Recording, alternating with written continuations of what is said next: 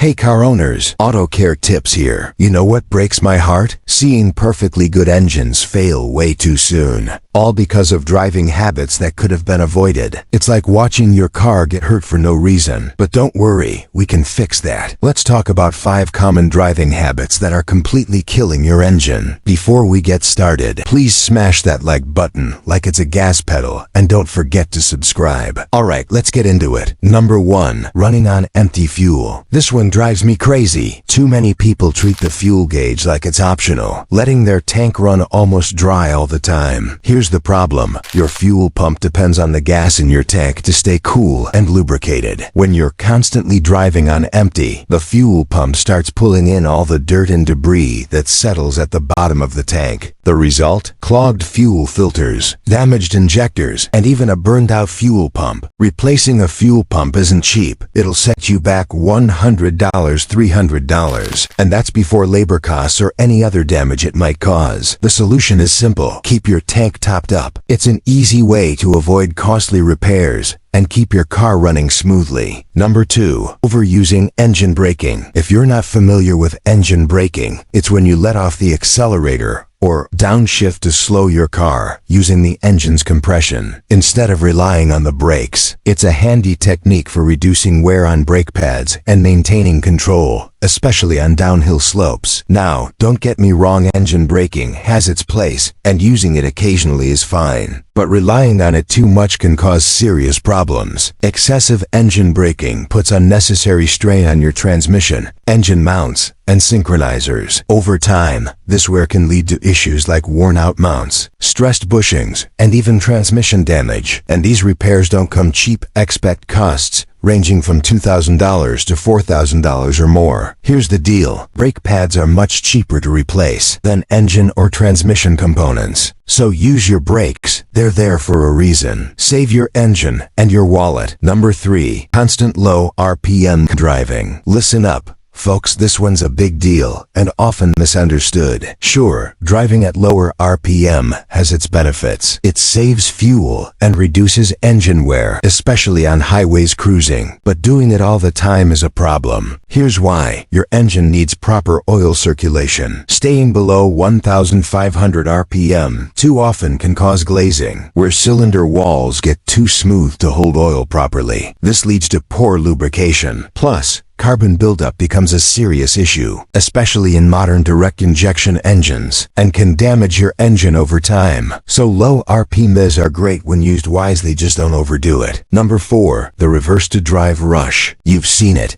That person at the grocery store parking lot who shifts from reverse to drive while their car is still rolling. Don't be that person. Seriously, your transmission wasn't designed to double as a brake pedal. Yet, I see it all the time, people treating their transmission like it's unbreakable. Spoiler alert, it's not. Here's a reality check. Replacing a transmission can cost anywhere from $2,500 to $6,000, not including labor. That's a pretty painful lesson to learn the hard way. Take an extra half second to come to a complete stop before shifting. Your car will thank you. Your wallet will thank you. Number 5. Accelerating in high gear. This one's becoming a bad habit. Thanks to modern cars with their fancy 8 or 9-speed transmissions, people try to accelerate hard while staying in a high gear, thinking, the car will handle it. Newsflash, it won't. And the outcome? A whole lot of wear and tear. When you need to accelerate, especially on highways or while merging, don't be afraid to let your engine rev a bit. Lugging your engine in high gear puts a ton of strain on vital components like your connecting rods and bearings. How do I know? I've rebuilt enough engines to recognize that damage from a mile away. Save yourself the trouble, rev it up when needed, and let your car do its job.